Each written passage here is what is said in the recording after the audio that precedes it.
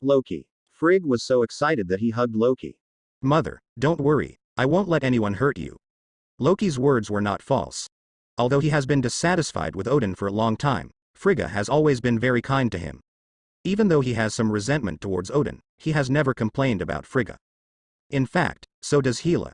It can only be said that Odin's education has indeed failed. Afterwards, he said in a deep voice, the giants of Jotunheim dared to invade Asgard in an attempt to assassinate their father and king. Don't worry, Queen Mother, I will make them pay the price. They really should pay the price.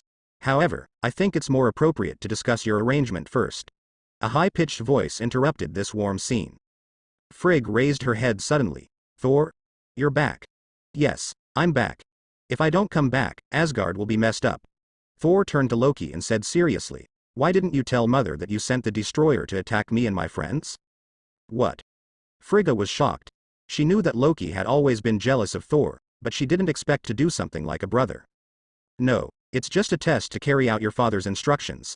Loki didn't change his face. Now I'm going to carry out the operation to destroy Jotunheim, so I don't have time to argue with you. He lifted Knir, a ray hit, Thor dodged it, Loki was gone. Thor, my boy, tell me the truth, what happened? To put it simply, Loki wanted to do something big to get your approval, and he put Lof in. Well, in Midgardian terms, it's called fishing law enforcement. This passage had a great impact on Frigga, and it made her react for a while, and she didn't even notice that Thor was chasing Loki. The sleeping Odin slowly opened his eyes. Ahead of Bifrost, Loki lifts Knir and inserts the switch. Waves of energy surged, turning into terrifying colorful brilliance and shooting into the void. Loki turned his head and looked proud. It's useless, you can't stop me. The power of Bifrost will continue to be released until Jotunheim is destroyed.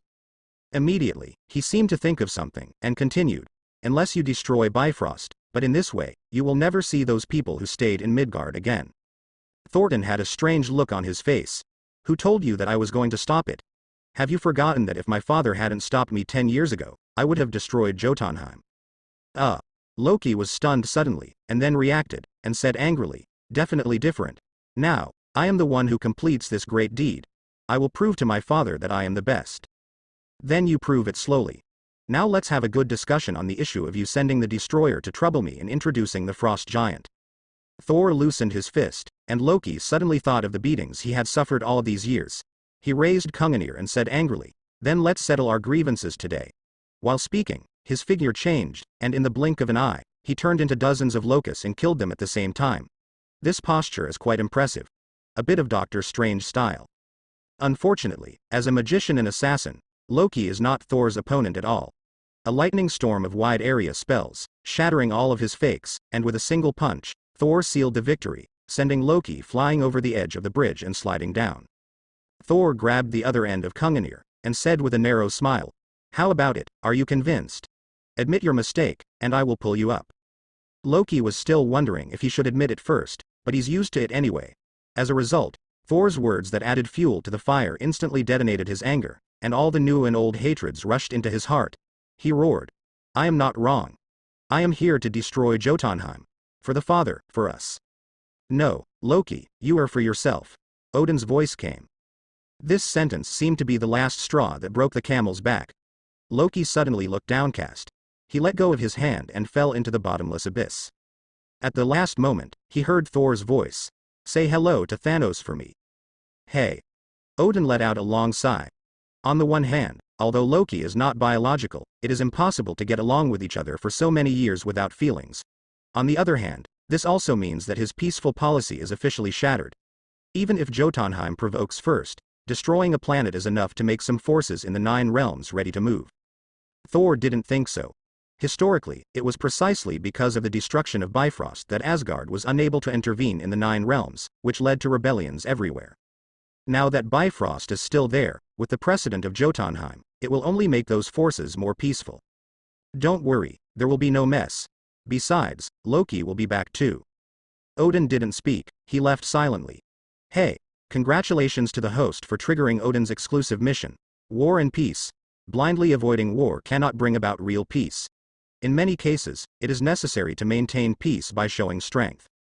Mission objective. Get Odin to recognize your philosophy. Mission reward. Passive skill, Man of Steel. Man of Steel. The stunt of a superhero wearing underwear outside the otherworld, which allows you to have super endurance and defense, and is not afraid of kryptonite. No matter how many injuries you receive, you can quickly recover under the sun. Man of Steel. Thor stared, one of Superman's signature abilities, and it's the most suitable ability for him. After all, I have no shortage of attacks. The exclusive king weapon, Stormbreaker, is almost indestructible, which makes me have one of the strongest attacks in superhero. But the defense was not satisfactory. Although the energy against the neutron star has surpassed most people, he was still punched by Thanos. It's a pity that the task rewards are very rich and the difficulty is also very high. Odin has persisted in this concept for thousands of years, and he doesn't even want his own daughter. At this time, Thor also understood a little bit. In most cases, the stronger the target is, the more difficult it is to trigger the task and the richer the reward. This is the case for Odin, and the same is true for Ancient One. The only exceptions are Captain Marvel's flight ability and Sif's infinite gems experience coupons. As Thor said, all parts of the 9 realms are calm, and some noisy places have quieted down. Thor didn't stay in Asgard for long, and returned to Earth the next day, taking Sif with him. When he came back this time, he used the portal. He tested it and was satisfied with the result. If the number of people teleported is not large, it is much more convenient than Bifrost. Inside S.H.I.E.L.D. at the moment, a heated argument is going on. Damn it. Those bloody savages stabbed such a big egg basket, slapped their butts and left, and now leave the mess to us. A middle-aged congressman slapped the table and roared. Everyone in New York has seen the city, the vision outside, felt the shock, and now Washington is asking us for an explanation. How do we explain it? Tell them this is the Manhattan Project 2.0. Hell, this is New York. Natalia frowned, and retorted on the spot. If it weren't for the barbarians you said to block, that armor would make New York enter a nuclear winter. Romanov agent, pay attention to your identity. Another high-ranking boss said angrily. I know you have private contacts with him, but now you are standing in the position of S.H.I.E.L.D., instead of defending him everywhere. Natalia didn't bother to talk to him anymore, and thought to herself. The protection of bullshit. If you want to maintain it, you are also maintaining S.H.I.E.L.D. Let you gang of insiders and outsiders fight with sand dollars to offend people, and the whole of America will be smashed for you. At this time, Nick Fury, who had been silent all this time, suddenly spoke up. Why do you have to explain? Why can't you tell the truth? Alien civilizations have always existed, and they will contact us sooner or later. No, they are already in contact. It's time for the people to know about this. No, this will cause panic among the people. It's already causing panic, Nick Fury said in a deep voice. At the very least, as Captain Black, who once won the Medal of Courage, most people will accept him more. That's it. Asgard will not be the only alien who came to Earth. In the future, there will definitely be more people from other planets visiting or even invading. This matter will not be hidden sooner or later. Nick Fury made a final decision on the plan. Who are the candidates for the Avengers? Leaving the conference hall, Nick Fury asked Phil Coulson in the director's office. Earth urgently needs to form its own power to deal with threats from beyond the sky. Tony Stark is one. His steel battlesuit makes him qualified to be a superhero. Natasha Romanoff is also. She is the best agent I have ever seen. Clint Barton, he is the strongest sniper in the world. Hand. Bruce Banner, if he can control his emotions, he can be the strongest. After a pause, he continued. Actually, Captain Black, that is, Thor is the best candidate, and there are many other candidates in his manner, provided he is willing to join. Marinade interrupted him and said, he will agree, because the Avengers is a completely independent organization and does not need to be affiliated with any organization. And judging from what he has done, he has no malice towards us. But now the organization needs a spiritual leader to make it easier for the people to accept it. Thor is an alien, Stark has a bad reputation in the past, Clint is not strong enough, Natasha Romanoff was born in Russia, and Hulk is even more ridiculous. Phil Coulson looked weird. According to the director, there are no suitable candidates. Suddenly he looked serious and asked tentatively, you mean, Captain America? According to the doctor, he will wake up in the next few days. I hope his dream will merge into this new era. Her physical condition is very stable, and the injuries on her body are all superficial, so there's nothing serious about it. It's just a loss of strength caused by excessive fatigue. She should wake up soon, just pay attention to rest. In the room in the manor, Jane Foster was still lying on the bed, and a blonde female doctor said to Thor. Okay, thank you, Dr. Palmer. This is your certification fee. I hope you keep everything you saw tonight, otherwise someone may disturb your life. Thor handed her a check. The female doctor nodded. She saw a circle of light appear out of nowhere in the room with her own eyes, and then a man and a woman walked out of it. She thought it was better for her to forget about it. Watching the doctor leave, Natalia said, "The director announced today that the truth about the destroyer armor incident will be disclosed, and you will soon become famous." "I'm already famous. Nick Fury is a smart man. If I make it public as soon as possible, the public will be mentally prepared for what happens in the future. Agent Phil Coulson asked me to ask you, Avengers, if you would like to join? I have no objection. But one thing must be said, the Avengers must always remain independent and have the full power to act freely. I have no interest in participating in the games of those politicians. Besides, there are a lot of problems with those politicians." With that said, he walked out of the room and looked at a shivering man in black in the corner. "Romanov agent, this is a misunderstanding, a misunderstanding." This guy was already terrified. They wanted to try to monitor the situation on Thor's side, but they were discovered by Minerva as soon as they approached the manor, and then they were knocked down by Nebula in a few seconds, leaving only one alive for questioning use. "Did Sitwell send you here? Or Crossbones? Either way." The agent looked blank, as if he didn't know who he was talking about. Thor suddenly said softly, "Don't worry, if one head grows, I'll cut off 2 heads, and see how many heads you have for me." The man in black immediately stopped begging for mercy, looked over in horror, and then said frantically, "You ignorant guy, the organization is so powerful, you can't even imagine it. Hydra hail." Looking at the agent who died after crushing the poisonous non, Natalia froze for a moment before realizing it. "Hydra? Hasn't this organization been wiped out?" She looked at Thor. Thor said indifferently, "What was wiped out at the beginning was at best the Red Skull series, and it was not thorough. Dr. Zola was Hydra before, and it couldn't be easier to put people in it. The current shield has long been infiltrated and riddled with wounds. Whole." Natalia froze for a moment, and couldn't help asking, "Is Nick Fury Hydra?" "No." "Then can you tell him the news?" "Then what?" "Expose all this. Let's not say whether he believes it or not. This will only make the hidden dangers of Hydra explode in advance. The degree of penetration of Hydra is far beyond your imagination. Even the previous SHIELD director, Alexander Pierce, is Hydra." Natalia broke out in a cold sweat immediately. Even the highest bureau chief is Hydra. Shouldn't it be too easy to install personnel? Rather than finding Hydra in SHIELD, it is better to find SHIELD in Hydra. She shuddered at the thought that most of her colleagues around her were enemies. So, when will this problem be resolved? When they show their flaws and start to act. Moreover, there must be someone who is absolutely impossible to betray in the hearts of the people to prove it. Don't worry, their strength is just like that, and they can be beaten to death if they show their heads. Okay, I understand. Then can you tell me, who else can I trust? I don't want to be beaten with a sap one day without any vigilance. Natalia was a little joking when she said this mean. Peggy can do it, so can her niece Sharon Carter, Hawkeye Barton, Maria Hill, Phil Coulson. Nick Fury can do it. Not a nice guy, but at least he's not Hydra either. Okay. Natalia pondered, and the atmosphere fell into silence.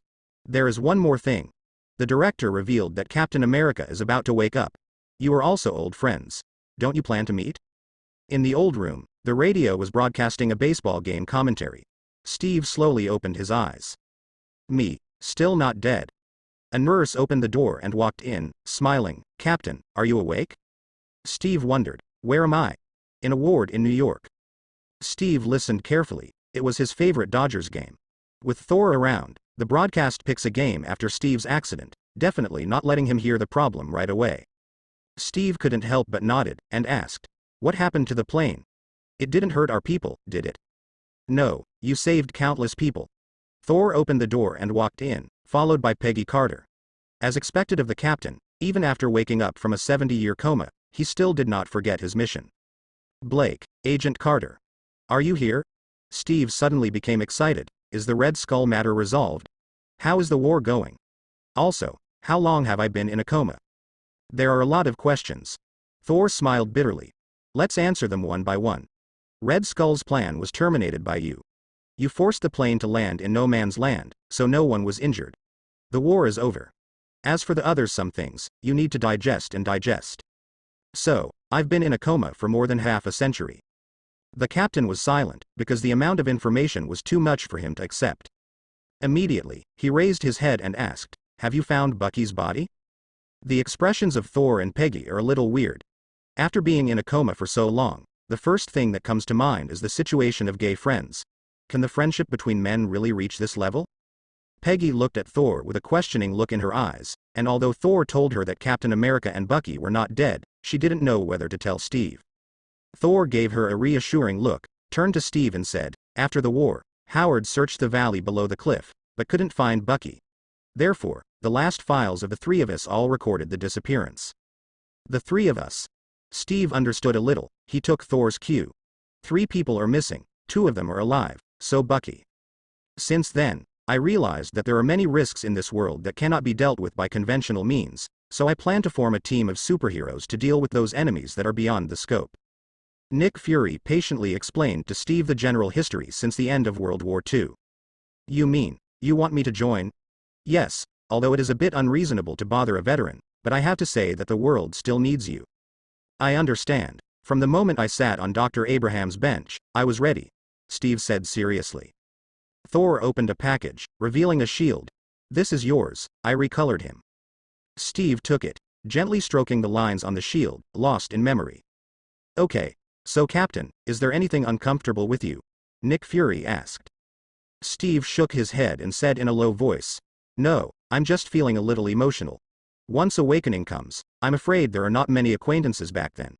This shield was given to me by Mr. Stark back then. After all these years, he's gone, right?" Thor nodded and said, "Yes, he left a few years ago, and he is enjoying his old age. Although he is gone, his son is still there. I think you will like him. When you get familiar with this era in a few days, I'll take you to recognize your nephew." Peggy shot Thor a smile and mourned for Tony Stark. The awakening of Captain America gave Nick Fury a great reassurance. Although he is not the strongest superhero, he is definitely the most reliable one. What is even more gratifying is Phil Coulson, who not only saw his idol in person, but also had the honor to take a photo with him and ask for an autograph. The only depressed person is Tony Stark. Originally, he was in a good mood these 2 days. He solved the great enemy of Whiplock, Ivan, and his long-standing competitor, Hammer Industries, suffered a wave of losses to his grandma's house. The important steel soldier was implicated by Ivan and directly pushed to the military court, and the huge Hammer industry became history. Justin Hammer is also unlucky. In order to compete with Stark Industries, he cooperates with Ivan to manufacture iron soldiers. Thought it would overwhelm Tony Stark. Unexpectedly, Ivan regarded the iron soldiers as a tool of revenge, and it was fine to launch an attack regardless of the safety of the masses at the press conference. At the critical moment, he was dazzled by hatred, and collectively controlled them to explode. And Tony Stark not only solved the problem of palladium poisoning, but also appeased the military by giving his good friend Rhodes the armor, and regained the trust of Washington. What pleased him the most was that he used S.H.I.E.L.D. to force the congressman who hated him to give him an award. Especially looking at this fat man who wants to bite him to death but has to boast about himself with a smile on his face, it doesn't feel too good to slap him in the face. That night, he accompanied Rhodes in the bar until late at night. It's cool for a while, and it's always cool. Tony is having fun right now. Until Thor and Steve came to him. "I, Tony Stark, Iron Man, announce that I will be responsible for the consumption of everyone present tonight." Tony Stark, who had had 2 drinks, announced loudly. During this period of time, all the suppressed emotions were released, and tonight he decided to let himself go completely. Then his smile froze as he saw the face he least wanted to see. "Look, it's him, the son of the Howard family, just like his father when he was young." Thor pointed at the pretending Stark on the stage with a look of disgust. He took Steve to meet him. "Hi, big nephew, long time no see. Come on, let me introduce you. This is your Uncle Steve, Captain America, one of your father's best friends back then. His invincible big shield, it is your father's masterpiece." He emphasizes the words, "your father," reminding Stark of his generation. Stark immediately had a constipated expression on his face, and War Machine Rhodes held back a smile and turned his head away. Especially, Steve, the Iron Man, didn't notice Stark's embarrassment at all, and greeted him enthusiastically. "Are you Howard's son? That's great. When I first met him, he was still a single nobleman, and he kept saying that he didn't plan to get married and have children. I didn't expect you to be so old in the blink of an eye." Saying that, he even stroked Stark's dog's head like an elder.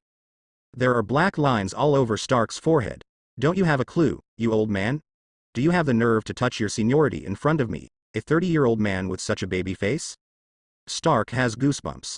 Stop, Biologically, the body's metabolism is almost stagnant during the frozen time, so your biological age is actually younger than mine. So please don't carelessly climb up the generations. Then he glared at Thor. Knowing my father doesn't count as such. This old antique is our ancestors thousands of years ago, isn't it a cheeky old cow eating young grass? Speaking of this, it hurts. Natasha Romanoff, who pretended to be an employee of the legal department a few days ago, made the self-proclaimed lover Stark touch his nose, and even made a big embarrassment in the boxing ring. Be sure to beat her. It was only later that I found out that this beautiful woman who can fight is actually a S.H.I.E.L.D. agent, and she is also closely related to Trudime Manor, the name given to the manor by the protagonist. Not only Natalia, there are a large number of ladies in Trudime Manor who obviously can rely on their appearance to make a living, but have to rely on their own efforts. The female Thor Jane Foster who showed her prowess a few days ago, according to legend the goddess of harvest, Sif, the #1 female warrior in God's domain. A great scientist like Maya Hansen is considered ordinary. In comparison, the cover models I met back then with only a pretty face seemed dull. Being interrupted by such a distraction, Stark's good mood lost more than half of it. Sure enough, every time I see this guy, nothing good happens. Bad old man, very bad. Unlike the calm Earth, at this time, a PY transaction is going on in the distant void. Loki muttered to himself. I'm coming back, my brother, you can't think of it. He looked in the direction of the distant Earth, and clenched the scepter in his hand. At the end of the scepter, a golden jewel glistened. Mind gems. Loki took the scepter and ran to plan. In Asgard, his plans failed, and now he has found collaborators who can use each other. Yes, in Loki's eyes, it's not Thanos using him, but he is using Thanos. When I got to the Earth and found Tesseract, with this scepter, I have the final say on everything. Unconsciously, mind gems subtly affected his inner thoughts, constantly expanding the dark side of his character. From the depths of the universe, a thick voice came. The Tesseract has awakened, and it's in a tiny world, the world of humans. Humans want to use its energy, but only our allies can use it. Humans are wishful thinking. He will be in the vanguard, and our army of Chiritas will follow. Give him the Earth, and we want the whole universe. How can human beings resist? They can only wait for death. Thanos looked in the direction of Earth. In his plan, the space gem is second only to the power gem in importance. The former can speed up his various actions in the universe, and the latter makes him invincible. Thor subconsciously glanced at the sky, his eyelids twitched just now. He feels that something big seems to have happened in the universe, which is the intuition from the strong.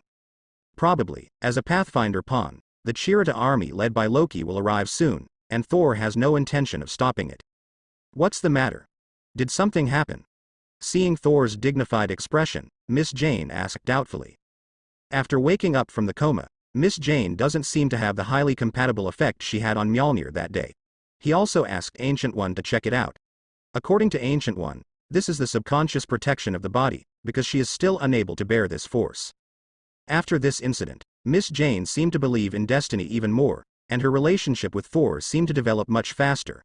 On the same day, at Thor's request, she agreed to stay in the manor after a short hesitation.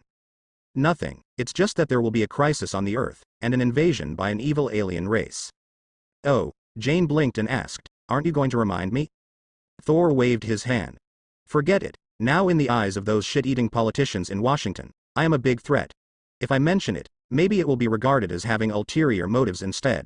Some people just remember to eat but not to remember. Let them fight. The source of this crisis is the same as 70 years ago. The people tried to control the power that did not belong to them, which caused the disaster. For Washington, Thor has no favor at all. What this group of people need is a group of obedient dogs. It is best to go out with a bomb collar, and destroy those who are not obedient immediately.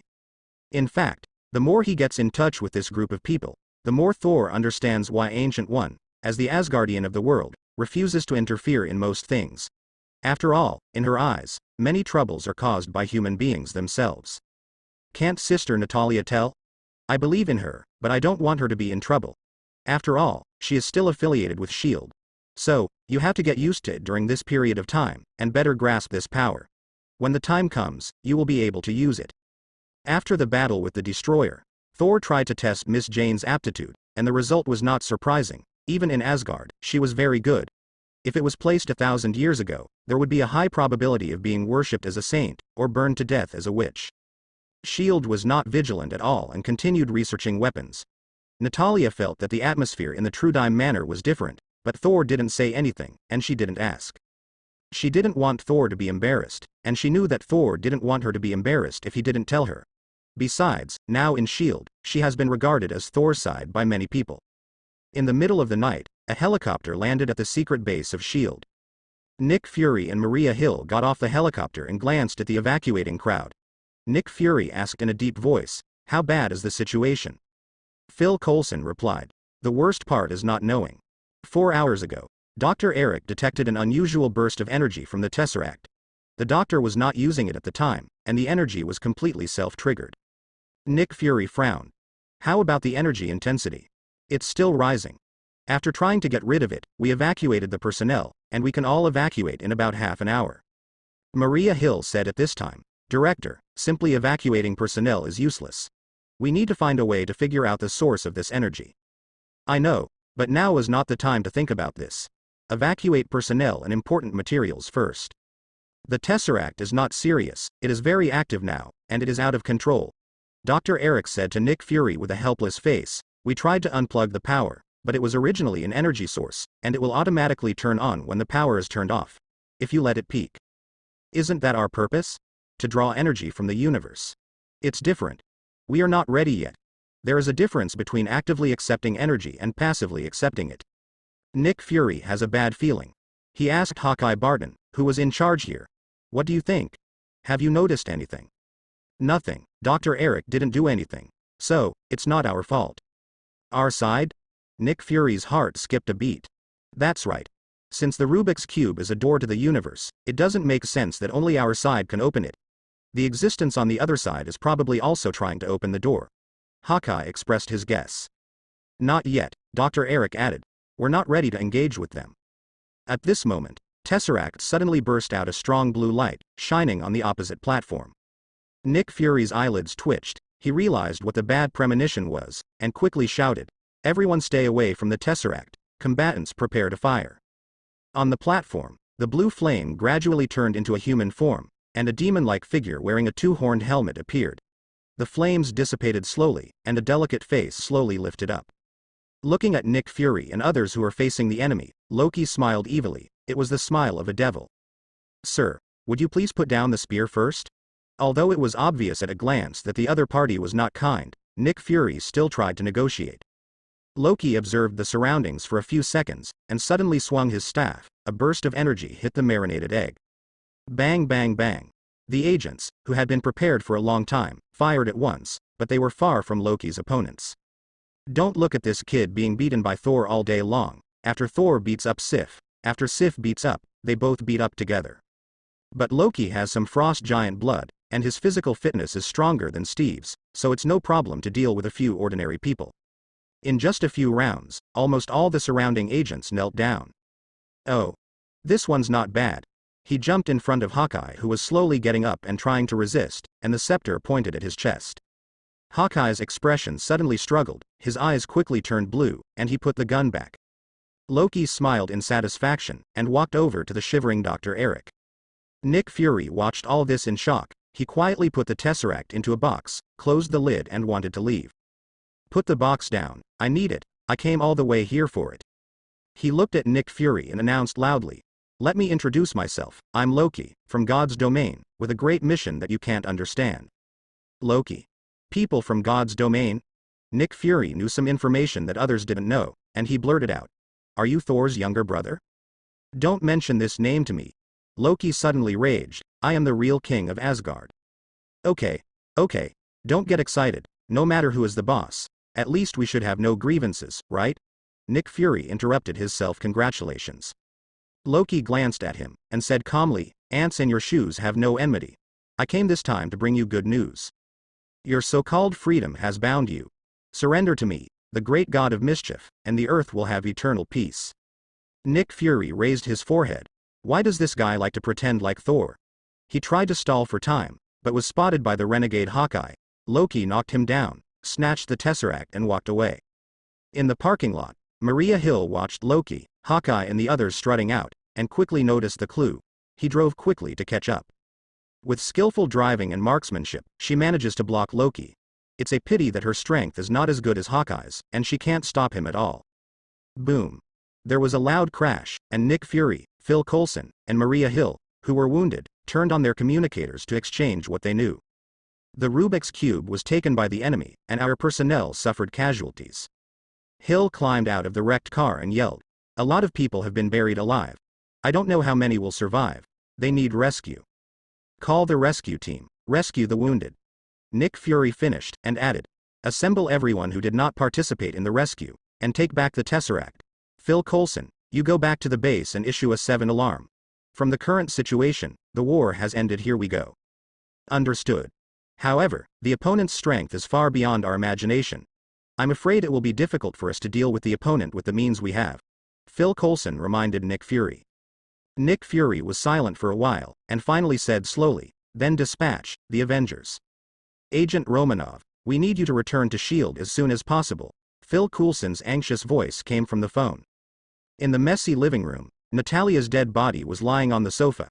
Because he brought Thor down in the ring again, he suffered tragic revenge. She lazily picked up her phone.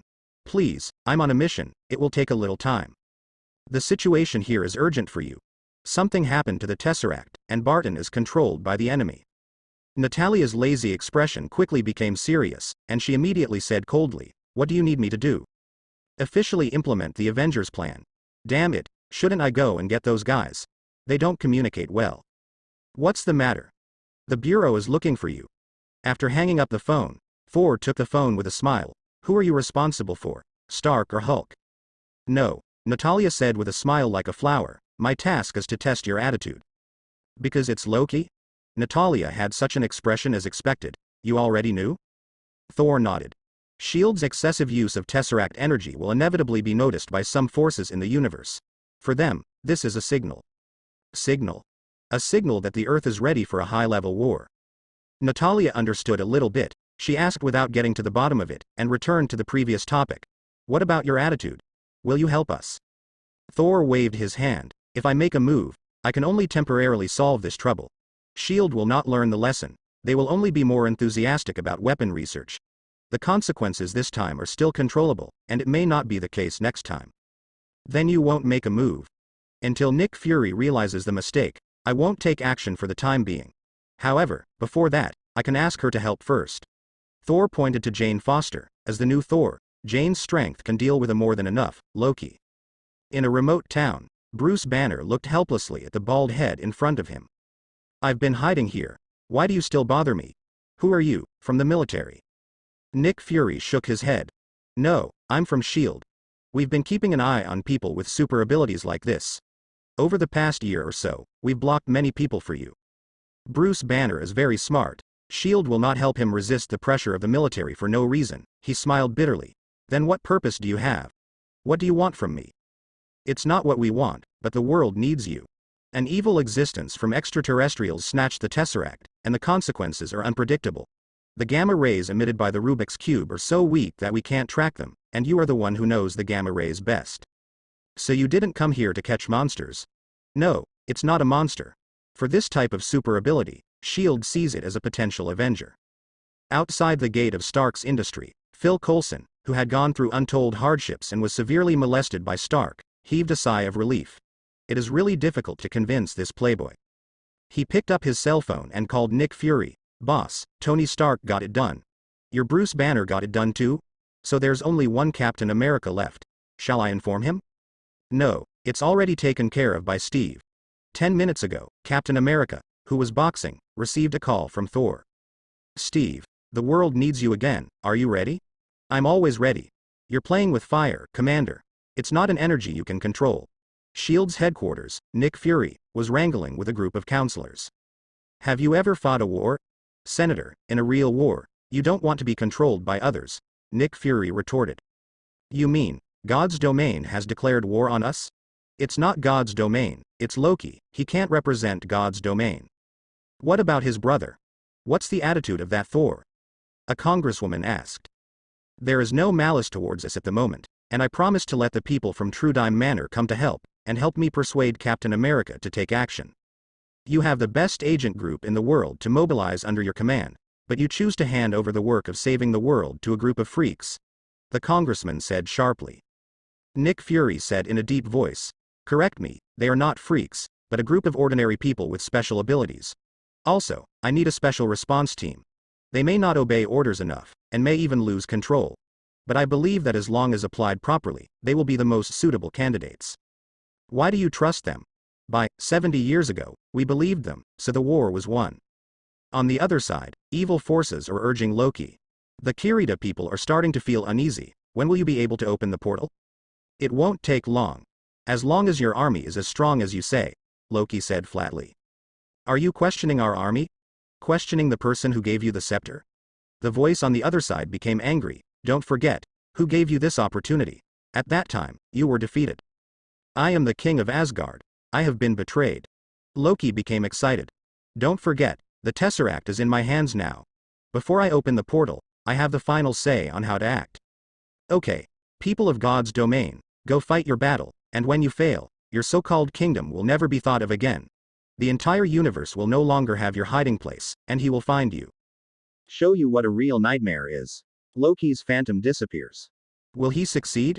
According to the information we have learned, his brother is also on Earth." Ebony Maw bowed and said to the ugly sitting Thanos. Thanos paused, his originally purple face showing signs of turning black. For countless years, he has taken the initiative to invade other planets, and no one has ever attacked his lair. And Thor not only broke into number 2 holy place, but also robbed his daughter after making a fuss. Even if it wasn't his own, he slapped him hard on the face. He shot together with Black Order, but failed to keep him. For Thanos, who has always been proud, it is tantamount to the biggest black history. He is just a pawn exploring the way. Success or failure is not important. Infinite gems needs to be gathered together to implement a great plan. Before that, it doesn't make much difference whether there are 1 or 2. The locations of the 4 gems have been confirmed, and now there are only Reality Gem and Soul Gem left. Is there any clue? He turned his head and asked Gamora. Gamora tried hard to shake her head expressionlessly. "No, I've searched many places, but found nothing." Thanos nodded, not in doubt. He never suspected Gamora. He said to himself, "I have a hunch that all this will end in a few years." A large crowd of people was blocked on the street in Berlin. Loki was now on the high platform, raised the scepter and knocked it down hard.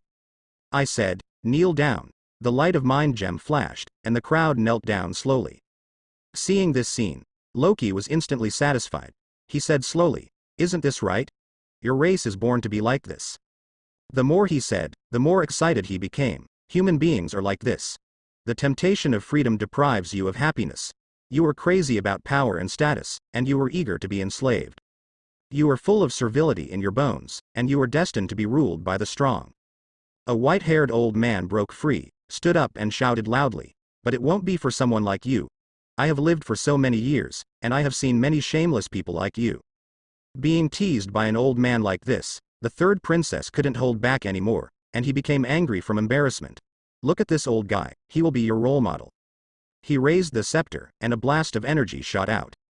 A figure dressed in stars and stripes jumped in front of the old man, raised a shield to block the energy. Steve stood up and said slowly, "The last time I was here, there was also a person here who wanted to put himself above others, so he knelt down." Loki was disdainful. "A private? You're out of date." It's not me who is old-fashioned. I have to say, you are far from your brother. Steve inadvertently provoked Loki again, and he rushed forward angrily, and the two wrestled together. A meteor flashed across the sky, and Stark's frivolous voice came from Natalia's address book. "Romanov agent, did you miss me?" A smile flickered at the corner of Natalia's mouth. I never knew I had such a big nephew." "Shit." A gloomy look flashed across Stark's face. It's not scary to have an acquaintance with a high seniority, but what's scary is that this guy even brought a large group of people up to seniority. Stark turned grief and anger into strength, and the intense laser bombardment sent Loki flying. He landed on the ground, opened his mask, pointed at Loki with his hand, and a laser cannon was ready to go. "Drop your weapon and raise your hand, Bambi."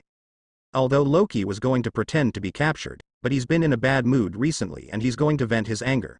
And the nickname Stark gave him made him very uncomfortable. He slowly put down the scepter, and then while Stark was relaxing, he quickly stretched out and stabbed Stark in the chest. Knocked. No response. Why is it not working? Why is it suddenly not working when it was working all the time?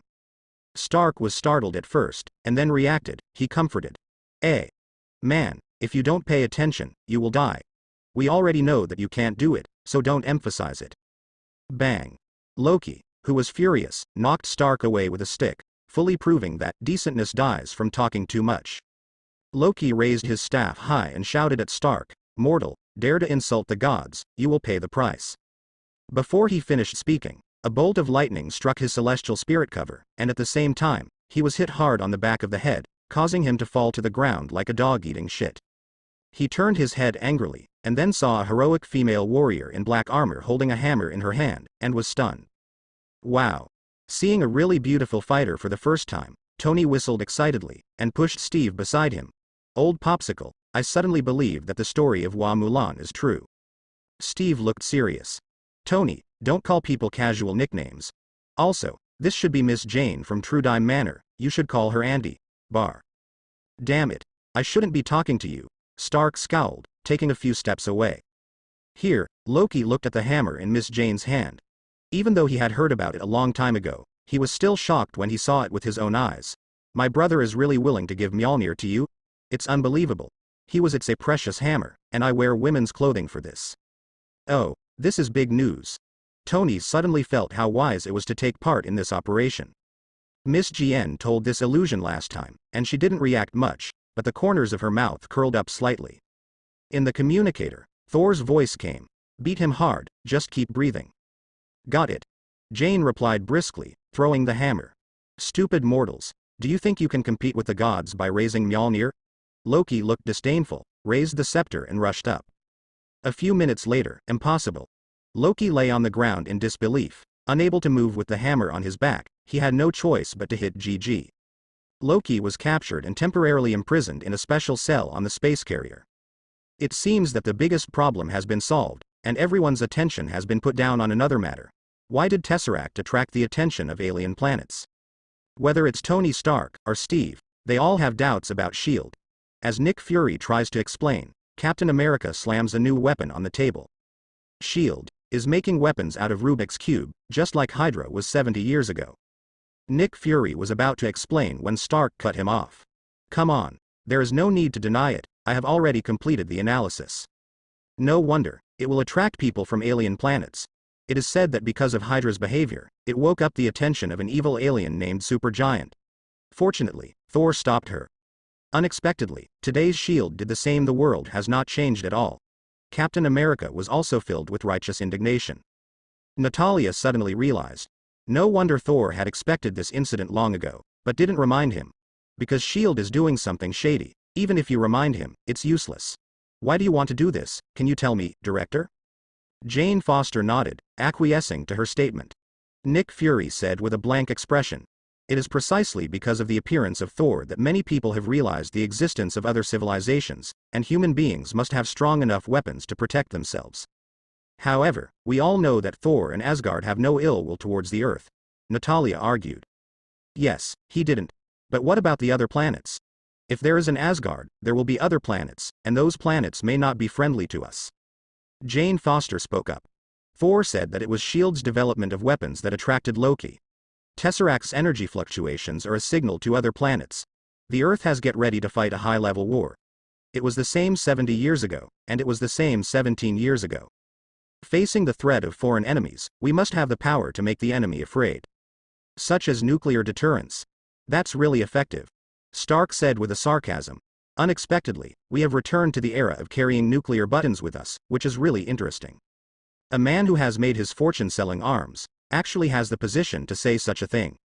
The debate has become more and more intense, and has even turned from the topic of the beginning to the attack on life. The unique sensitivity of women made both Natalia and Jane Foster aware that something was wrong. The team seemed to be disintegrated right after its establishment. No one noticed that the scepter containing the mind gem was emitting a faint blue light. No one noticed that a group of people with strange lights in their eyes had infiltrated the helicarrier, led by Hawkeye. Boom. There was a huge amount of explosion, and the sky and the earth shook immediately, interrupting the crowd who were about to make a move. Not good. Natalia was the first to discover the problem. She shouted, "Calm down, we are affected by the scepter." Engine number 3 malfunctioned. It's not a serious problem for a while, but we can't fix it. Hill's voice came from the communicator. I'll fix it. Stark quickly got up, to the direction of storing the war application. Boom. Another series of explosions sounded, and a large number of enemies rushed into the space carrier. Everyone in the room woke up instantly, and just about to react. There was another violent explosion, the floor cracked, and Natalia and Bruce Banner, who were far away from the door, fell through the crack together. A heavy steel pipe fell and hit the legs of the two of them heavily. Severe pain came from the calf, but Natalia had no mind to deal with it. She urgently shouted to Banner, "Hold on. Don't let it come out." Unfortunately, without transforming into a Hulk, Banner is just a frail scientist who doesn't have the endurance of an agent at all. Under the severe pain, he let out a burst of screams, and the speed of his heartbeat rose rapidly, and soon approached the threshold of 200. Natalia endured the severe pain and finally pulled her leg out from under the steel pipe. Before she had time to check her injuries, a huge amounts of roar sounded, and her heart suddenly fell to the bottom. Seeing Hulk approaching slowly with a ferocious face, Natalia didn't dare to hesitate anymore, turned around and ran away. In the breach of the helicarrier, Stark piloted the armor while commanding Captain America to help. "Go to the engine control box and tell me which switches are overloaded." "Okay." Steve jumped a few times, came to the control cabinet, and opened the panel. "Looks like it's just a bunch of circuit boards." "Very professional answer." Stark's face darkened. Boom! Natalia fell heavily to the ground, cornered by Hulk. Hulk rushed up a few steps, held it high, and punched it down. Natalia raised her arms to resist in vain. The magic bracelet barely blocked her 3 punches. Her hands were already numb, and Hulk hit another heavy punch. She closed her eyes in despair. Only one thing in her heart thoughts. "Will you come to rescue me at the last moment like 12 years ago?" Bang! The expected death did not come, and a harsh electric shock sounded. She opened her eyes expectantly, and a figure in black armor and a red cloak stood in front of her. "Jane, we are not his opponents, don't fight him head-on. Although this equipment is very similar to Thor, Miss Jane's strength is basically known to her," so she quickly reminded. Miss Jane held the hammer tightly without saying a word, staring at Hulk vigilantly. In the collision just now, she realized that her strength was a bit far from that of Hulk, and only by making good use of Mjolnir's strength could she have a chance. Hulk didn't attack right away, but looked puzzled. Miss Jane's battle armor brought back some of his memories. It seems to be very similar to that big hunk who tore up Hatred. But even though Hulk was stupid, he could still tell if it was a man or a woman. After only a few seconds of silence, Hulk punched him. Miss Jane, who had been prepared for a long time, quickly turned her head to avoid the punch, and then hit Hulk's armpit with a hammer. Hulk snorted in pain, and immediately a serious green light flashed, and he roared angrily, and the whole person rushed forward. Natalia hurried up to help, and the two worked together to deal with Hulk. In a hidden corner, Thor watched the cooperation between the two and nodded secretly. He definitely wouldn't let Natalia have an accident, and came to the space carrier through the portal when the explosion sounded. If Miss Jane hadn't arrived in time, he would have rescued her in advance. With the tacit cooperation between the two, Hulk will not be able to hurt them for a while, and Thor turns to another place. "Hey. Congratulations for triggering the Hawkeye-related mission, Mind Barrier. You will be rewarded for completing the mission." Mind Barrier. Barton Agent was controlled by Mind Gem and became an important member of Loki's plan. This incident is regarded as a shame in his life. After that, he will do this training to gain resistance to mind control magic. Mission objective. Return Hawkeye who has been mind controlled to normal.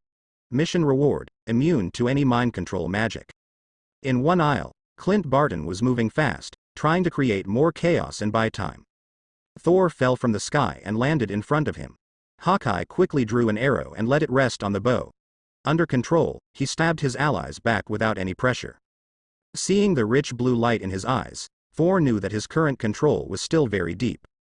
Usually, to deal with this kind of situation, a mind-purifying magic can solve it, and the Queen Mother Frigga will.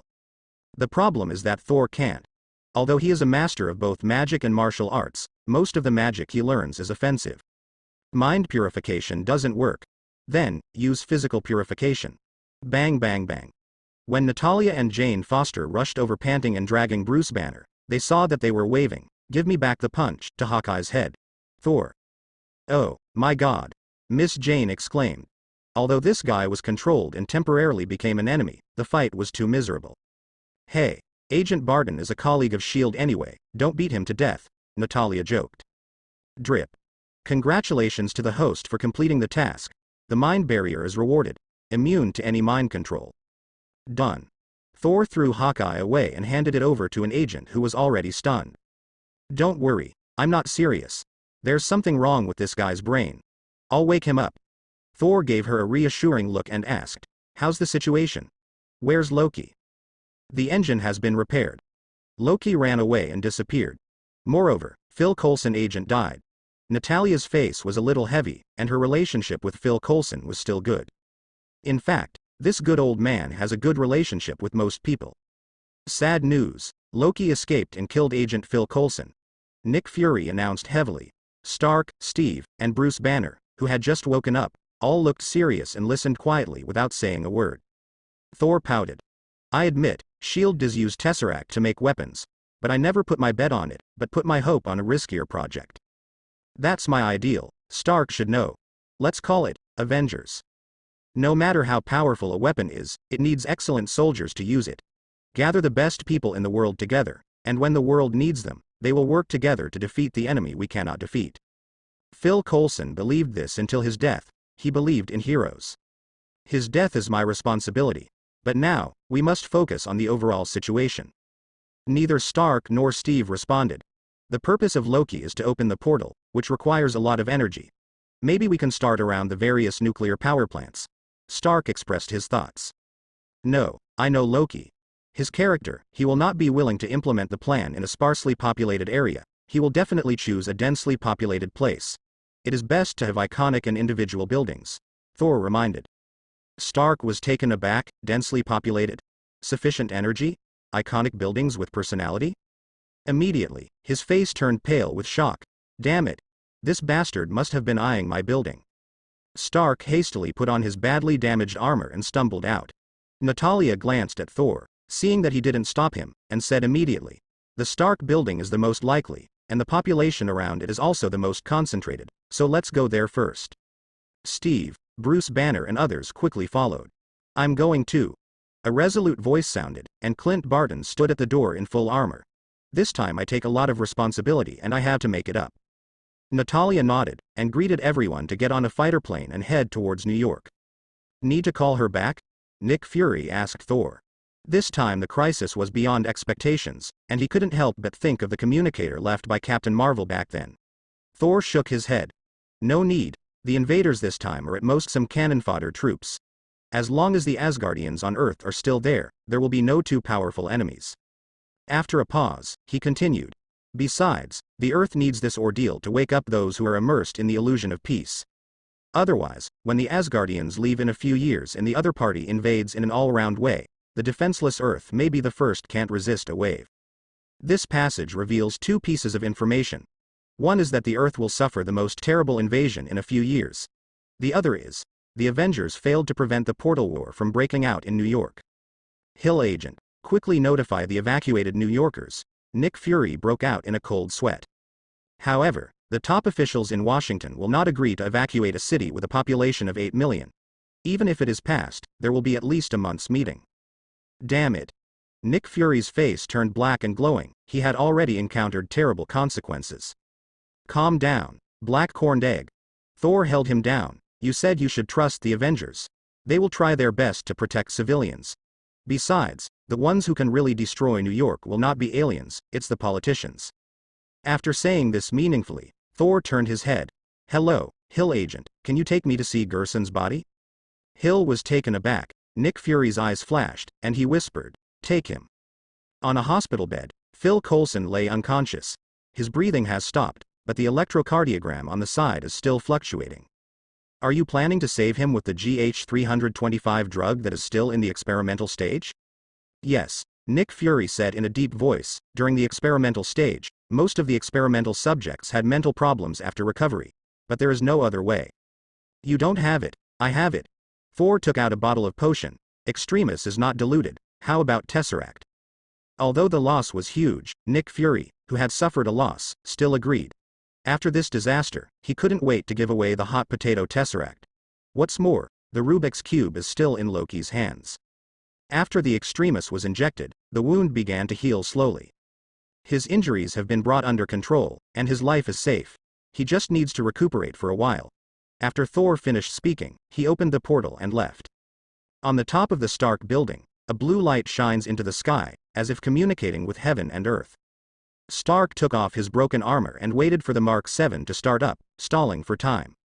Loki laughed wildly. "We have an army. What do you have against it?" Stark said flatly, "We have Hulk. The big guy. Hey, I thought he got lost. We also have Thor, and while he's a very nasty guy, he's said to be good at beating you up." Loki's smile froze, and he said angrily, "Annoying me won't do you any good. I'd like to see what happens when you and your teammates turn against each other." He lifted the scepter and touched Stark's chest. However, nothing happened. "Damn it, I've never failed. Why can't I fail even though I don't have armor?" Loki sighed. Stark made up the knife. "I told you that you can't do it, but I don't believe it." Loki grabbed him by the neck. "This man is so mean. My army is coming, you will all kneel before me." He threw down the building. At this moment, the Mark 7 was finally launched, flew out quickly, and caught Tony. At the same time, at the end of the beam of light in the sky, a pitch-black hole was getting bigger and bigger, and hideous alien creatures swooped down in planes they had never seen before. "It's amazing, it's a sci-fi blockbuster," Stark groaned, facing the overwhelming Chiridas in the sky. Boom. There was a huge amount of roar, which finally alarmed the crowd below. Huge amounts of wreckage fell one by one, and the crowd fled in all directions amidst exclamations. "Damn it, it's too late after all. The war has already started." Steve sighed and shouted, "Jane, Natalia, you go to support Stark, Banner and Clint help evacuate the people." The crowd dispersed, and he pointed to a group of stunned policemen. "This is not an enemy you can fight against. Leave it to us, and you are responsible for the rescue." The policemen looked confused, not knowing whether to listen or not. At this time, a Kiruita soldier rushed towards a frightened child on the side of the road. Steve didn't even think about it. He swooped in, raised the shield, and killed the Zarita soldier with a single blow. The shocked child looked up and shouted excitedly, "Captain America! You were Captain America! I knew that Captain America would protect us." Captain America? The policemen were shocked, and then noticed the shield, and their expressions changed instantly. "Follow your arrangement, Captain," the leading police officer said solemnly. In a remote corner, Bruce Banner and a group of people were blocked in the alley by a group of Kirita biochemical soldiers. Looking at the terrified people behind him, Banner sighed. He turned back with a gentle face and said, "Don't worry, there won't be any." Looking back, the muscles in his body slowly swelled up, tearing his clothes. "I'm sorry you pissed me off." A loud roar sounded. Boom. Seeing Hulk carrying a car in front of him, like whack-a-mole, hammering at She-Rita Hulk, the crowd behind were stunned. Today is the first time they have seen this terrifying alien creature, and the super fierce Hulk who protects himself. It turns out that aliens really exist. Oh, bad. Tony, who had killed a large number of Chi-Ruita, saw 10 super ministers roaring in the sky not far away, Leviathan. He released a wave of missiles to bombard it, but it was unscathed. He turned his head to attract the Leviathan giant coon, and opened the communication. "Call for support. There is a large shrimp here. My attack seems to have no effect. Lead to the lower city. Hulk is over there." Steve's voice came from the address book. Understood. Stark quickly flew up, throwing missiles towards the rear to attract aggro, and flew in the direction of Hulk. Hulk was like a tiger jumping into a flock of sheep, ravaging Chi-Rita's soldiers crazily. The opponent's weapons could hardly penetrate his skin, but his size and strength were enough to kill Chi-Ruita in an instant. "Hulk, get angry." Stark shouted loudly and flew over, with a supergiant coon behind him. Hulk roared, rushed forward and punched hard, making a loud noise. Leviathan's head collapsed, and pieces of armor fell off. Stark immediately released a dozen missiles, which smashed through the shed armor, and then a violent explosion occurred in its body, and the mighty Leviathan finally fell down. Hoo-hoo. Stark just breathed a sigh of relief, raised his head, and found 2 Leviathans appeared in the distance, flying towards them.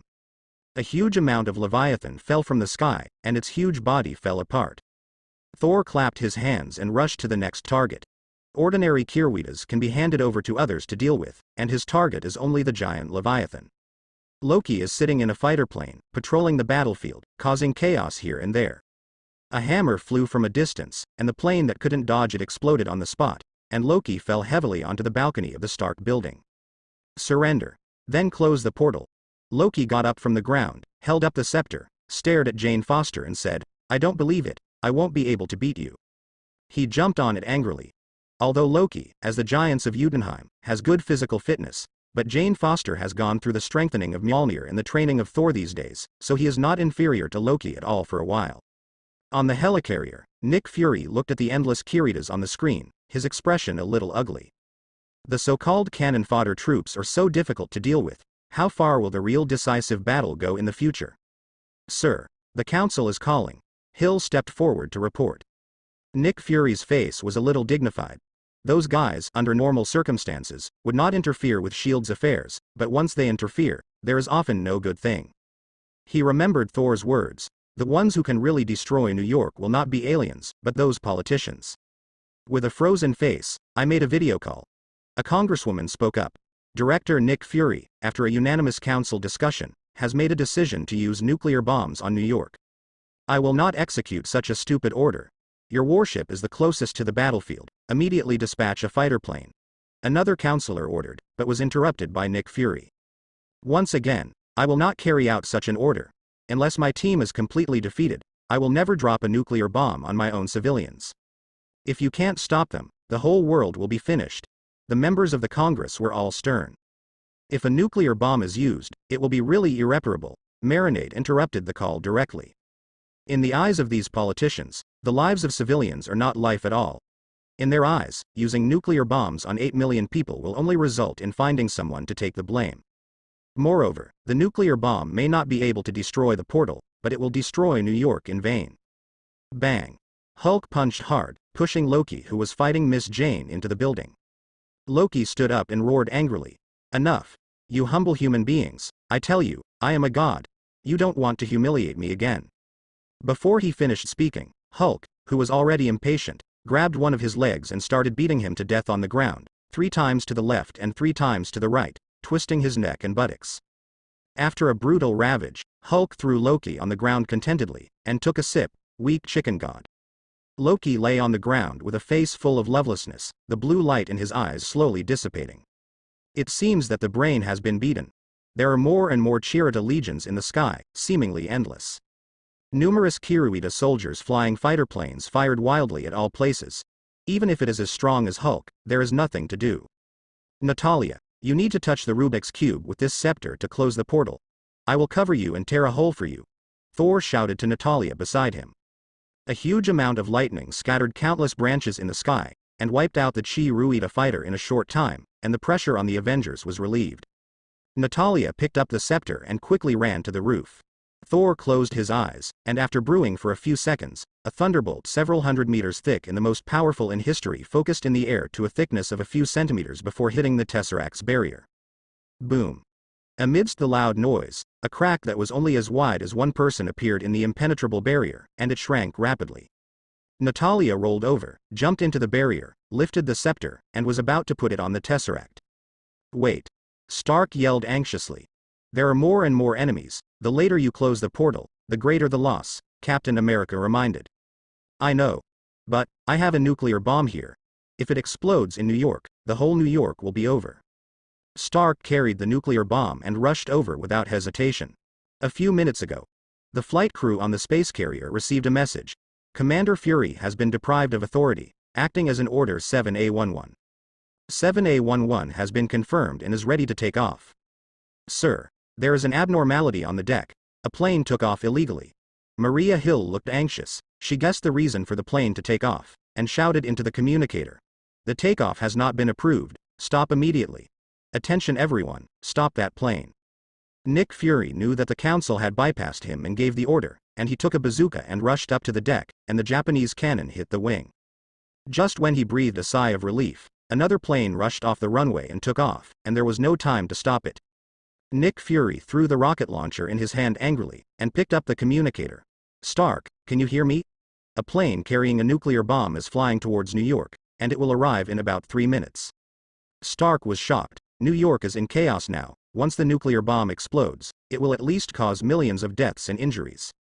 He didn't care about entanglement with the miscellaneous soldiers. Input all the energy into the propeller, and met the nuclear bomb flying in the distance. Damn it. Those idiots in the council actually dropped nuclear bombs on their own people. Natalia couldn't help but cursed. Leave it to me, I have experience in space. Thor knows that it is very risky for Stark to send a nuclear bomb into the portal. Although the original work is successful, no one can guarantee that he will come back alive this time.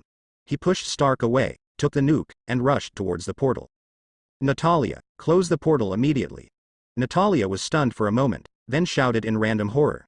No, I'll wait for you to come back. Idiot, the nuclear bomb can't hurt me, and I can use space magic, so I can come back immediately no matter where I am. Shut down immediately to prevent nuclear shock and radiation from affecting the city.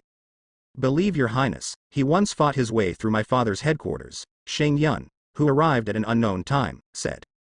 She is the one who knows Thor's strength best, and the person who can make a big fuss in Holy Place number 2 and walk away is definitely not something that a nuclear bomb or a mere Kirita can handle. Natalia gritted her teeth and shouted, come back alive. Then she ruthlessly hit the authority on the Rubik's Cube. There was a loud noise in the sky, and huge amounts of the portal began to slowly close. Thor rushed through the portal and disappeared into the air. After a few seconds, the portal completely disappeared. Carrying the nuclear bomb, he rushed to the Chirita mothership, stopped at the front, and sneered at the terrified Zarita commander in the cabin behind the glass. Thank Thanos for sending me the mind gem. Oh, you have no chance. A bolt of lightning shattered the glass of the cabin and sent the nuclear bomb in. A golden halo appeared behind him, and the whole person disappeared into it. On Earth, the members of the Avengers are fighting to resist the constantly steady Chirita army. In addition to the Avengers team, Nebula, Minerva, War Machine Rhodes, Falcon, Sam Wilson and others have all joined the battlefield, and the situation is precarious. Suddenly, the Leviathan giant Kun in the air seemed to lose control in an instant, and fell heavily. At the same time, Chi-Ruita soldiers also fell one by one. No, Thor hasn't come back yet, Natalia exclaimed suddenly, and everyone else became nervous. Damn it, I should have gone. Stark stamped his feet, and Steve and the others also had complex expressions. I'm going to ask, who launched the nuclear bomb? Natalia had a murderous look on her face, and Black Widow's aura was fully revealed. Wait a minute, Mjolnir told me that Thor is fine. Miss Jane stopped Natalia. As old partners for thousands of years, there is a connection between them. The Avengers breathed a sigh of relief. Nick Fury on the helicarrier was also relieved to see the nuclear bombs sent into the portal and the Kirita fell. He secretly made up his mind that these cold-blooded politicians must not let the Avengers be controlled, otherwise it will only bring greater disaster. I'd like a glass of wine, if I may. In the office of the Stark building, Loki, who regained his sanity, surrendered to the Avengers, and he was used to it anyway. The elevator door opened, and a team of commandos came in, and the leader, Sitwell, said, "Give us the scepter, and we will keep it safe." Natalia squinted her eyes, but still gave him the scepter. Although she knew he was not a good person, it was not the time to turn her face. Attention, this thing is very dangerous, it was controlled by it. Sitwell nodded. I'll keep an eye out. As for the Tesseract, your chief has agreed to hand it over to me. Thor's voice came from behind. Sorry, I'm late. Thor's space teleportation level is limited, and the ultra-long-distance teleportation has some deviations, and it actually teleported to the edge of the solar system, so it took more time. Speaking of which, if it wasn't for a divine body like myself, ordinary magicians wouldn't dare to engage in interstellar teleportation without being sure, not to mention accidentally running on the sun. The vacuum environment alone can make most crispy magicians kneel. Thor grabbed the Tesseract up and looked at it. Sitwell was stunned, and a random group of people raised their guns and aimed at Thor. Put down the Tesseract. This is the property of S.H.I.E.L.D. Thor sneered.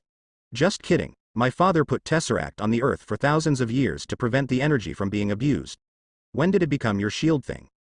Sitwell agent, put down the gun. Thor is not the enemy, Natalia shouted. Stark also raised his palm, and the laser cannon was ready to go. This is my territory, I suggest you don't be impulsive. At this time, Nick Fury's voice came from the communicator. Put down the gun. The Tesseract belongs to Asgard. However, Secretary Pierce said, now I'm the director. Sitwell hesitated for a while, put down the gun with a black face. On the helicarrier, Nick Fury explained to Hill and others beside him. Not to mention that I promised him, the energy of the Tesseract is originally too dangerous and can easily attract the attention of evil forces. Earth is not ready for high-level war. in a dark corner of the universe. A gloomy voice sounded, "Earthlings are not as weak as we imagined. They're tough, they're rebellious, and it's hard for them to be ruled by others. Most importantly, that bloody Asgardian is helping Earth. He's offended us more than once." Wong sat up, and a burly figure turned around slowly, with a cruel smile on his purple-like face. "He won't have a chance to be arrogant again soon. Odin is getting old. When Odin is gone, he will pay for what he did." According to the information sent this time, it seems that the traitor Xing Yun is also on Earth. Let her go, she will pay the price for her betrayal back then. May 13th, cheers. Having won this tough battle, the Avengers need to relax.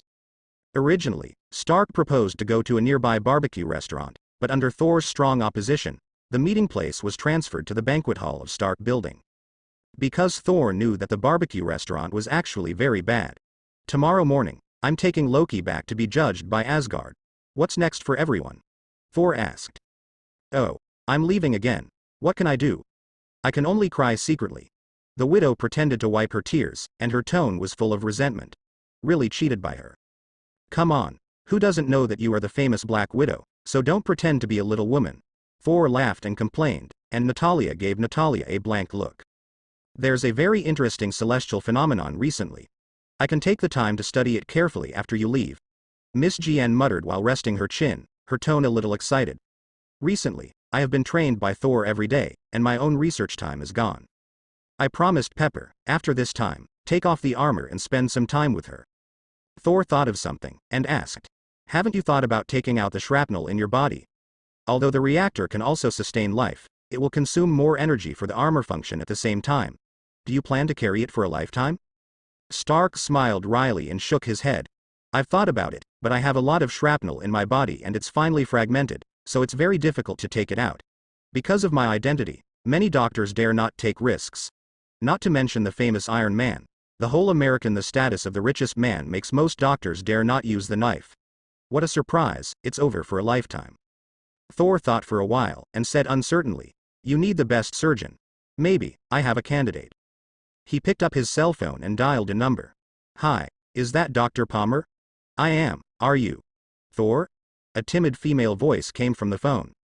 "It's me. I want to inquire, is there a surgeon named Strange in your hospital?"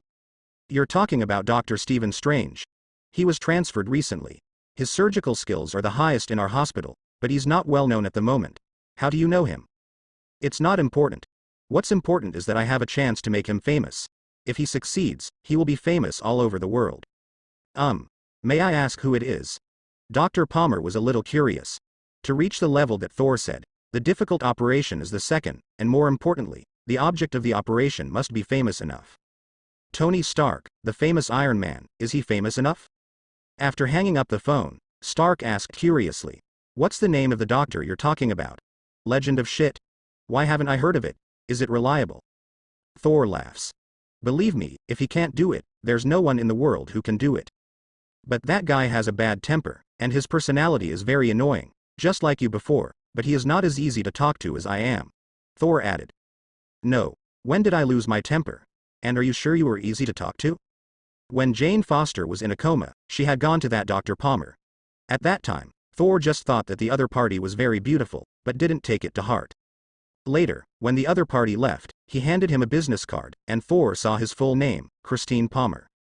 The name may not be very famous, but she has a very good colleague, Stephen Strange, a good boy who watched 14 million movies without spoilers, and the magician who made himself drink unlimited beer, Bald Chang's appointed successor, the famous Doctor Strange. Leaving aside the future path of magic, Shi Chuangti's medical attainments are no worse than magic abilities. Even War Machine Rhodes, who suffered a burst fracture of his thoracic vertebrae in the future due to the flame out of his armor, is just a mere human in his eyes. It's a trivial surgery. In the middle of the night, everyone who was full of wine and food turned on the TV and watched today's news.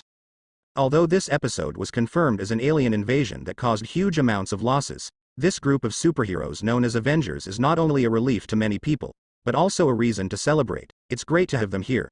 The host happily talked about his views, and then the video switched to interviews with the masses.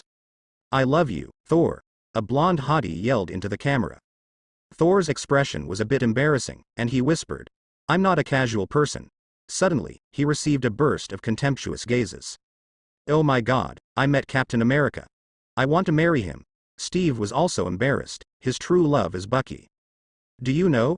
At that time we were all desperate. A Hulk appeared at the critical moment. Oh my god, he is so handsome when he fights monsters, full of violent aesthetics. I always thought it was a monster before. I for mine apologies for the misunderstanding. The Hulk is a hero. Bruce Banner froze for a moment. He clearly felt the Hulk in his body excited. These so-called superheroes are responsible for the damage this city has suffered. They caused it, but what about their people? They pat their butts and walk away. I suggest that they be put on trial. A congressman's sharp speech attracted everyone's attention. Stark and Steve fell silent. A gleam flashed in Thor's eyes. Yeah, I always feel that these so-called heroes are unreliable, and it's best to supervise them. I don't want to pin our safety on the character and morality of a few people. Another middle-aged man with a big belly said, which seemed to have aroused a lot of sympathy. This person should also be a little famous. Natalia, look up the names of the congressman and the fat man, as well as other basic information. W. Everyone present was startled. Steve quickly dissuaded him. Thor, don't be impulsive. Yeah, there are more than 300 million people in the United States, and there are not a few idiots. Do you think you are living in heaven? Thor smiled and shook his head, indicating that they don't have to worry. What are you thinking? I just put this guy on the blacklist. If there is any world crisis in the future, I don't need to worry about these guys and their families. Then he sneered. Anyway, they don't believe in the Avengers, so go ahead and trust the politicians who threw nuclear bombs at them. Everyone breathed a sigh of relief. Only Thor looked a little playful, and there were more than a few idiots. This idiot congressman deliberately planted hidden dangers for Avengers and deliberately incited the emotions of the public. It was obviously used as a gun for some people. The biggest characteristic of this kind of disgusting fly is that it is submissive to aliens, but it strikes hard at superheroes. Are you leaving tomorrow? It won't be decades, will it? I won't play with you anymore, Peggy Carter joked. Definitely not. If you are worried, you can go back with me. Forget it. I'm not ready yet. Peggy shook her head. By the way, do you need me for anything? I can't find you if I have nothing to do, Thor asked doubtfully. If it's okay, you will go directly to the manor. Well, this reason is really strong. Only then did Thor seriously say. Have you met any particularly powerful hackers in S.H.I.E.L.D. for so many years? Definitely, you must be absolutely trustworthy. Many people in S.H.I.E.L.D. are not the same as us. Peggy Carter's face became serious.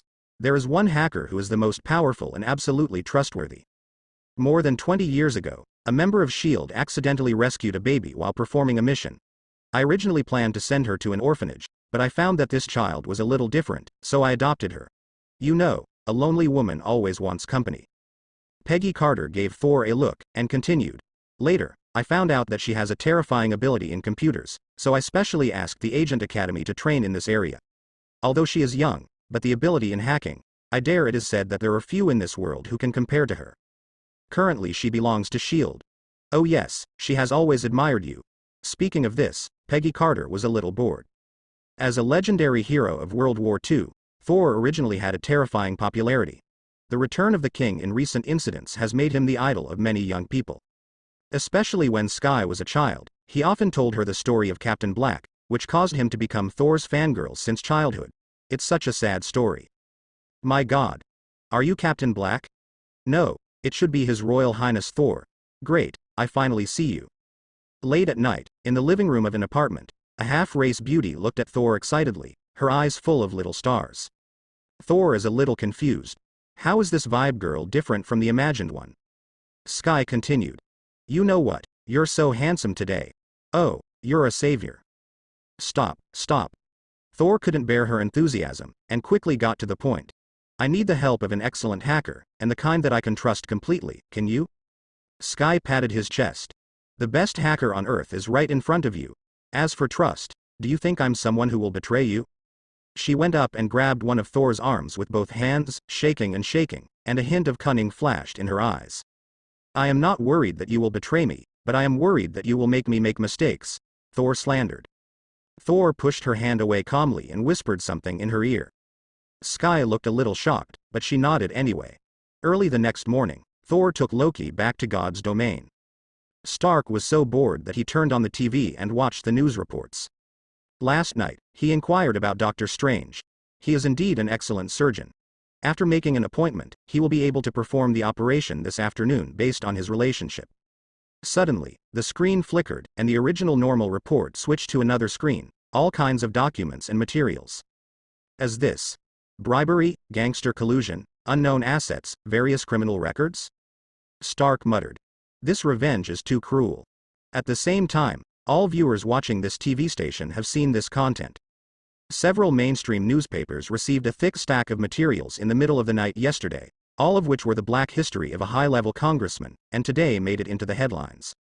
The FBI dispatched on the same day, invited him to drink tea, and froze all his property at the same time, and his family members could not escape. In the case of overwhelming evidence, even the big boss behind it dare not reach out. In the eyes of many people, this guy is a victim of political struggle, and his life is finished. Only a few people know that this is revenge, a strong response to previous temptations, and a warning to them. In this position, few people are completely clean. It depends on whether anyone knows and has the ability to investigate. F*K. Who will tell me that these contents have been completely deleted and overwritten long ago? Why can they still be dug out? Are all the newspapers eating shit? Give them the information, and write it to the newspaper without verifying it? These guys really only have traffic in their eyes. Also, why were the backstages of the 3 major broadcasting companies compromised at the same time? Are their defense systems all shit? In an office in Washington, a big boss roared angrily. A programmer with glasses said with a mournful face, "Report to the speaker. According to our anti-tracking results, the address of the attacker pointed to the home of Congressman Williams. It seems that he voluntarily exposed himself." "You did it?" Peggy Carter asked Sky angrily. It is rare for a hacker of this level to find data that has been deleted for many years in one night, and can also paralyze the systems of the 3 major broadcasting companies, let alone get that special data. And there is only Sky who has this motive. Sky smiled sheepishly and nodded. "I didn't fabricate the facts. These contents are all true. Besides, this guy is not a good person, and it would be cheap to spend a lifetime in jail him." Peggy's expression became serious. It's no big deal to bring down a congressman who was originally problematic. But, have you thought about the other information? Once released, it will cause turmoil in the world. Sky shrugged. "It's not time to make it public. He said he hoped to never use it." "Then when will it be made public?" Sky coughed lightly. The following is a paraphrase of His Highness Thor's original words. He raised his voice, in the tone of Rubik's Cube Thor. "Politicians will always only consider their own interests. Just like S.H.I.E.L.D., they will reach out to superheroes sooner or later. This time it is just a temptation.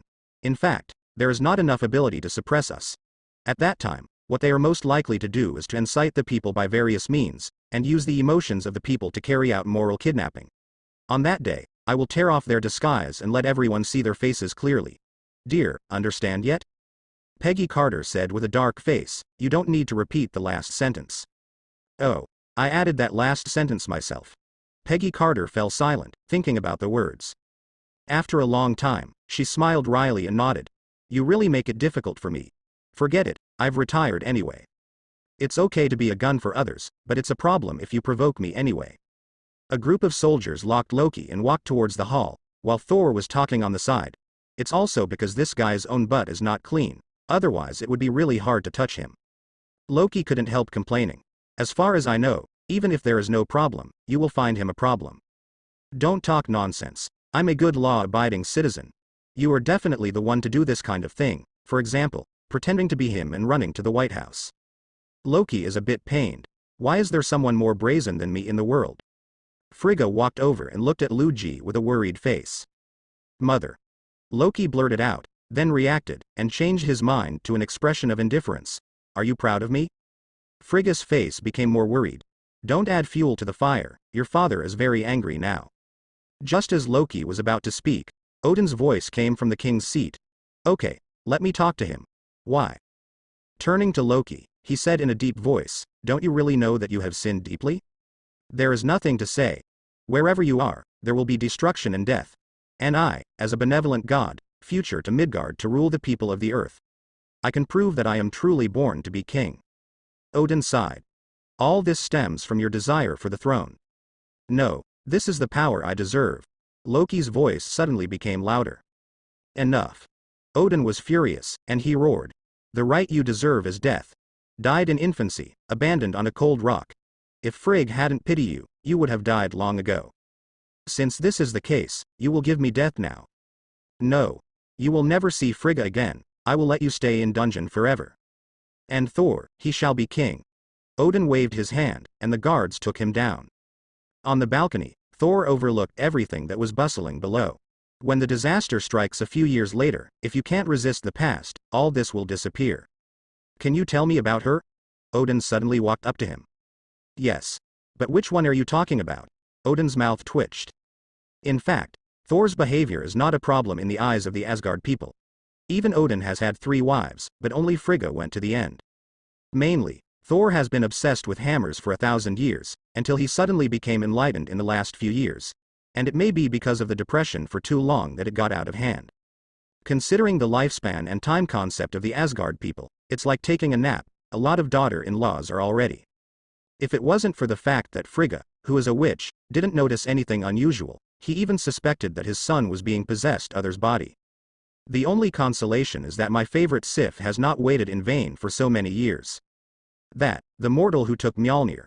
Of course he was talking about Jane Foster. As for Natalia, it was just that her character was recognized by Mjolnir, and she was allowed to use part of the power of thunder. Once the hammer leaves, it turns back into immortal again. But Jane is different. Now she is the new Thor, a real god with a godhead. She and Mjolnir have a high degree of compatibility, even surpassing you. Odin said solemnly. The reason why she can lift Mjolnir is not because of my curse, but is truly recognized by Mjolnir. I even have a feeling that even if I can't lift a hammer one day, that girl can still do it. Thor nodded silently. He already knew that Jane had great potential, but he didn't expect to get such a high evaluation from Odin. He pondered for a while, and said, yes, a long time ago, I had a feeling that Mjolnir is not really my god-king weapon.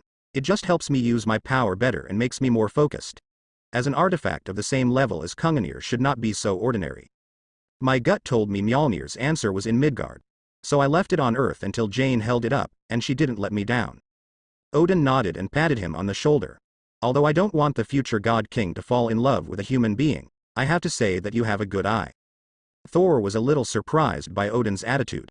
You know, in the original history, Odin strongly opposed Thor and Jane Foster being together, and even tried to obstruct it in various ways. Odin saw his doubts, and said with a light smile, the lifespan of human beings cannot be compared with that of Asgardians. Even the most common Shenyu people have a lifespan of more than 5,000 years, while mortals can live up to 100 years. Asgards have never lived an example of combining with mortals, but it has always been endless loneliness after decades of joy. So, I don't want this to happen to the future God King. And now, although I don't know why, you seem to have solved this problem, and the shackles of their lifespan have been untied. Thor nodded. Most importantly, Ragnarok is not far away. On that day, this country that countless September 10th people yearn for will face catastrophe. A new Thor will bring very huge amounts of help. Surprised, Thor immediately retorted, no, Ragnarok won't happen. Odin shook his head. The future is not static. I know that you rely on your own efforts to change many things. But Ragnarok was predicted thousands of years ago. Do you know what that means? Thor murmured, meaning, it's harder to change it? Odin nodded. Your mother has predicted many times. Although the endings are different, in every future, Suterte will be reborn in flames. Even if you don't do it, this moment will appear. Thor's face was a little dignified. Odin's meaning is obvious. He knows that he basically does not need to use Ragnarok against Hela but still may have God Yellow for other reasons. On Earth, in a major conference room, several military and political leaders are having heated discussions. This is provocation. This is an act of contempt for the law. I propose that everyone in the Trudime Manor be arrested immediately. A white-bearded member of the council said sternly. Ahem. Nick Fury coughed beside him. As SHIELD director, he is also eligible to attend the conference. First of all, there is no evidence pointing to them. Everything at present is just our speculation. Moreover, you have to consider the consequences of doing so. There is more than one god in Trudime Manor. Even if Thor is not on the Earth now, according to our routine it is difficult for the army to pose a threat to them. Unless. Nick Fury glanced at everyone with a sneer on his face. Drop another nuclear bomb at New York. The hall fell into silence. We have Captain America too. The comrades who were born and died decades ago, even if they help, it's not helping you. We have the Hulk. I'm looking forward to your friendly exchange with the Hulk. We still have Iron Man. Stark is lying in the hospital right now. Mr. Stark, how are you feeling now? Happy and Pepper asked Stark, who was lying on the hospital bed with concern. Very good. I feel lighter than ever. I can finally get a good night's sleep tonight. Did you have any regrets when you removed the reactor? Definitely not. Reactor or not, armor or not, I'm Iron Man. Excuse me, the doctor makes rounds. An emotionless voice thought, interrupting Stark's act. Stark snorted. Although this Doctor Strange is indeed highly skilled in medicine, he has a weird personality and is really as annoying as Thor said. On the outside, you are a billionaire, a philanthropist, a great inventor, and Iron Man. But in the hospital, you are just my patient, and you must listen to me in everything. Who is Stark? Even in the face of Thor, he has never been cowardly, and he will fight back when he is bullied. But the cold reactor in his chest told him that his life was still in other people's hands, and Stark had no choice but to be cowardly. I thought it would be enough after the operation was over, but the other party asked me to stay in the hospital for recuperation and observation for half a month. The key point is that little Pepper is completely on the opponent's side. In fact, Strange was worried that this guy would disobey the doctor's orders and commit suicide, and if something happened, his reputation would be affected. By the way, what happened to the media fishing boat outside? What do the public think of us? Stark suddenly asked Happy. Happy is a big fat man with a happy face. He thought for a while and said, most of them expressed their gratitude. They think you are the heroes who saved the world. But some people think that the Avengers should be responsible for the loss of New York. At least partly responsible. Alas. Stark sighed, make up for the badly damaged citizens as much as possible, they are all innocent. Actually, Xiao Zhao pondered for a while, and whispered, none of the parties has the obligation to compensate for the losses caused by the war. Even if it is compensation, the government will come forward to provide humanitarian subsidies. A talented student like Stark would definitely not understand this truth. He shook his head. I knew this at the time, so I thought it was charity. Anyway, Stark Industry is not short of money. Since returning from Afghanistan, Stark has always had great empathy for the victims of those wars. After learning of Stark's actions, Thor, who had just returned to Earth, sighed. What's the matter? Peggy Carter beside her asked with some doubts. Isn't it great that someone is willing to take responsibility? Thor shook his head. Yes, he did a good job. Stark definitely knew that he was not obliged to pay compensation, but he still tried his best. However, many people would not think so. Even if he did a good job, people will only think that this is what he should do. Although Stark Industry is rich, it has not yet reached the point where it can settle the losses of the entire New York. And the Great War in New York won't be the last Star Wars. Personally, he did a good thing and took responsibility that he didn't need to bear. It seemed to save the reputation of the Avengers. But in the big picture, this behavior created an illusion that the Avengers should fight for the confrontation. The damage caused by evil will pay the bill. In fact, he only needs to provide basic living allowances to those at the bottom who have nowhere to go and can't even get relief money. And this is the job of Washington. Domi raises kindness, raises rice to raise hatred, never underestimate the greed of human nature.